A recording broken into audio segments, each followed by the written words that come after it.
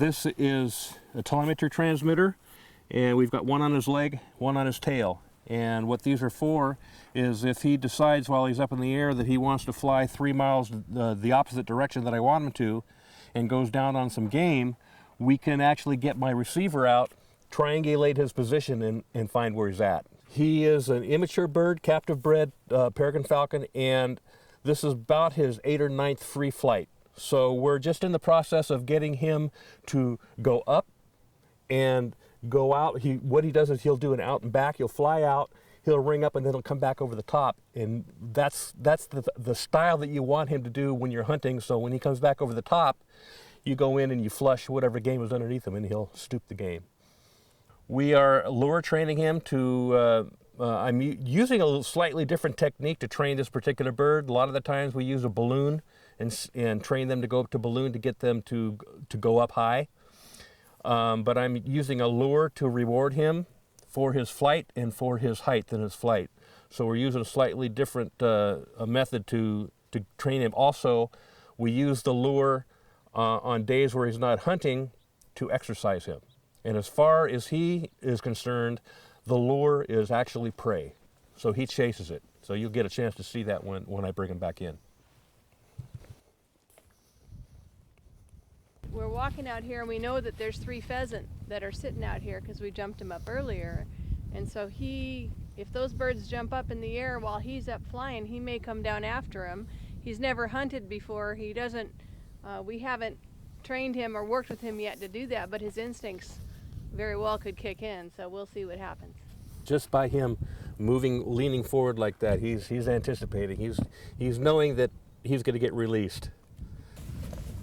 He's still training with the hood, and so we want to have a positive experience. He doesn't like the hood, not taking that hood very well. So whenever that hood comes off, he's going to get a tidbit as a reward for wearing the hood before anything else happens. And a whistle.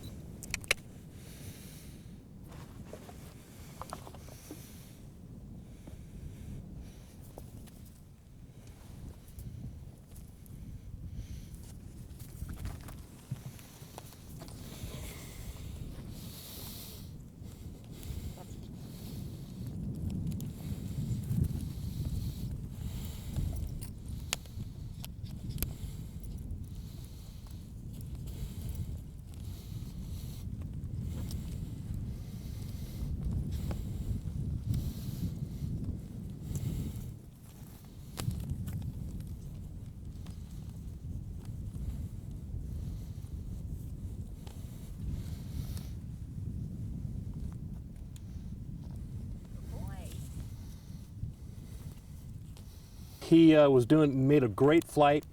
He came over, picture perfect, for us to flush game underneath him. And when you reward him, you always want him to be pumping his wings and flying up and away from you.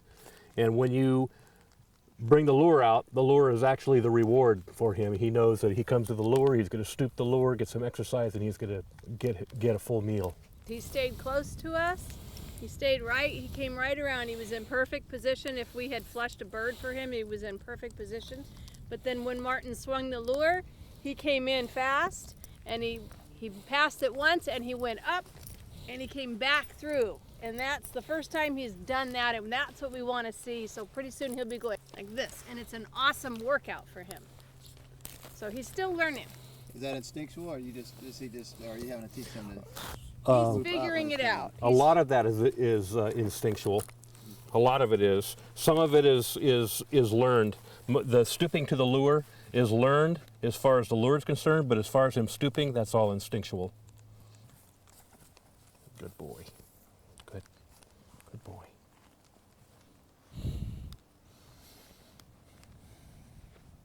How often do you do this with him? Try and do it every day. Well, when we're training and during the season. Once he starts hunting, it's probably going to be more like every other day. If he gets a day off, gets to sit, gets fed, gets to eat, and then the following day. But we're working with 4 or 5 different birds right now, so we have to. Sometimes we can't fly all of them in one day, so we try and rotate it. This is some characteristics of the falcon. Is his wings are long and pointed. That's what gives him the speed. And the fighter jets, F-15, F-A-18, the F in those fighter jets stand for Falcon. They designed a lot of the fighter jets after Peregrine. These little, inside his nose, he's got these little buttons. Can you see them? Little teeny buttons in the inside of his nose.